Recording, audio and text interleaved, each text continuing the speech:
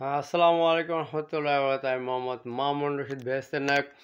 দেখবেন স্বজন ছবি সবই অলটাই পুরোটাই প্রিয়। বলছিলাম না তাহলে স্বজন ছবি যেহেতু পুরোটাই প্রিয় হলে নায়কের ভূমিকাটা হলে প্রিয় হলে তা বলতে পারেন যে বাংলাদেশ তো মৌসুমীর সাথে ইলিয়াস হাসানের মুভি, ওই ছবিতে বিয়ে, ঠিক আছে।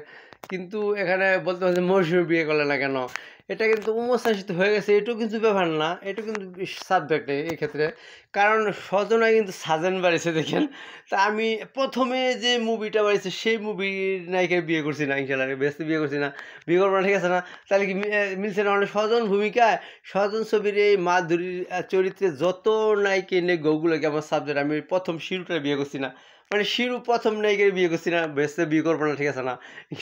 এই যে সাবজেক্টটা, ঠিক আছে। স্বজন ভূমিকা, এই গানের ভূমিকা তো অনেক দেখেন, আমার মন এত পাগল বা বাচি কি করে, বা এই ছবিতে আবার মাধুরীর ভূমিকা, সাজানের ভূমিকা, মৌসুমী ভূমিকা, যারা গান যত আর অনেক মেয়ের হতো গান গাইতে, অনেক ছেলের লগে, আচ্ছা ওগুলো কি সাবজেক্ট?